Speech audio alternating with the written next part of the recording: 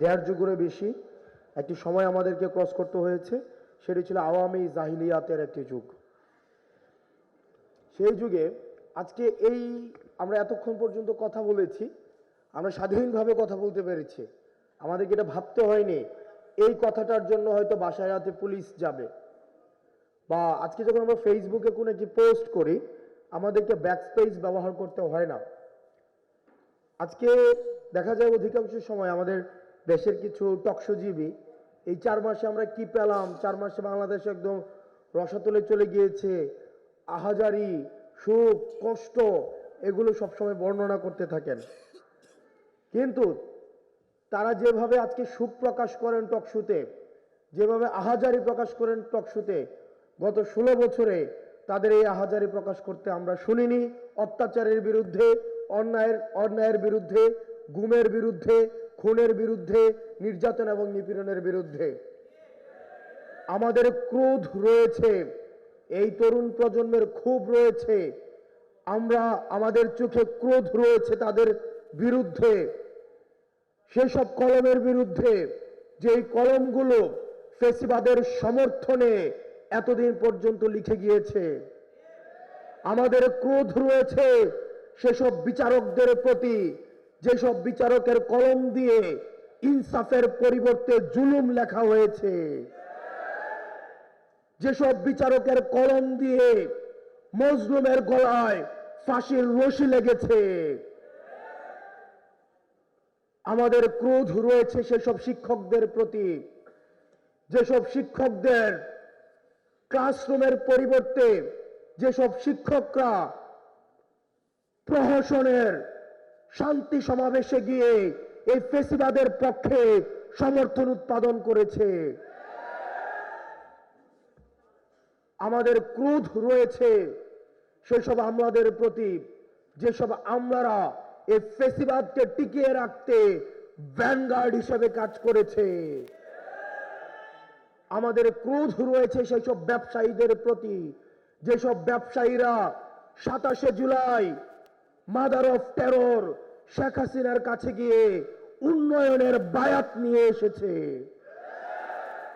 আমাদের ক্রোধ রয়েছে সেসব পুলিশের প্রতি, যেসব পুলিশ জনগণের টাকায় ফ্যাসিবাদকে দুমড়ে মুচড়ে দেওয়ার জন্য যে অস্ত্র কেনা হয়েছে, সেই অস্ত্র ত্যাগ করা হয়েছে নিরস্ত্র জনগণের প্রতি। প্রিয় সহযোদ্ধা, আমাদের দায়বদ্ধতা রয়েছে, আমাদের দায়বদ্ধতা রয়েছে সেসব মায়েদের প্রতি যারা সন্তান হারা হয়েছে। আমাদের দায়বদ্ধতা রয়েছে সেই সন্তানদের প্রতি যারা এতিম হয়েছে।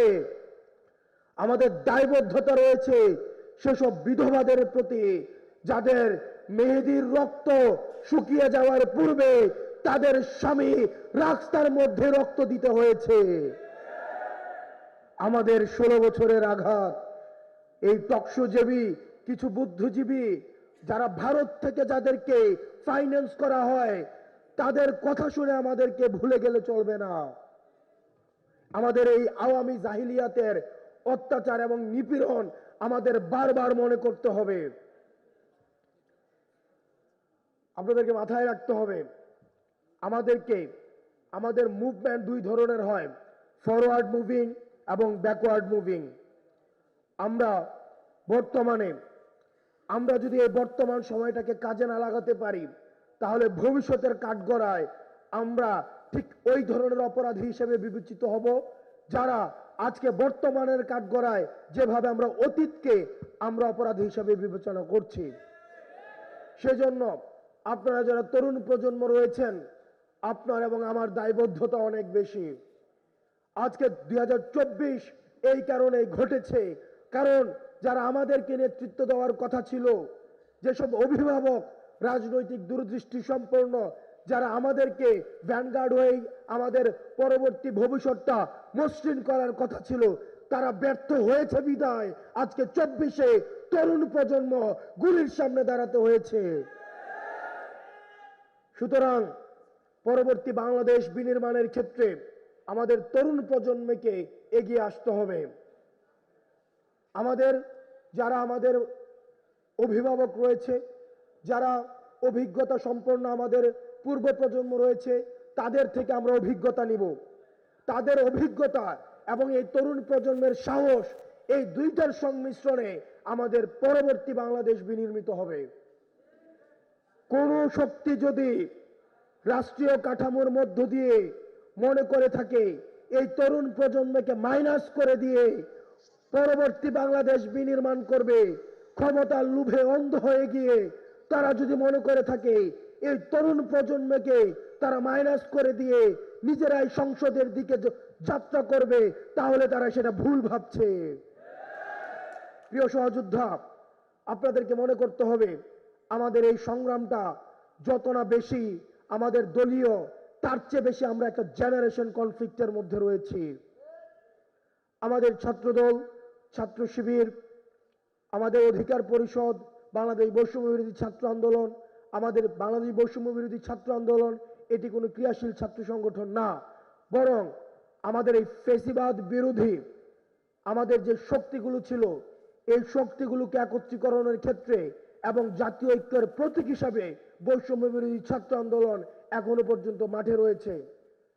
আমাদের যে ছাত্র সংগঠনগুলো রয়েছে ফেসিবাদ বিরোধী, তাদের প্রতি আহ্বান থাকবে, আপনাদেরকে বুঝতে হবে এটি কোনো তথাকথিত কনভেনশনাল কোনো রাজনৈতিক ধারাবাহিকতা এখন আমরা নেই।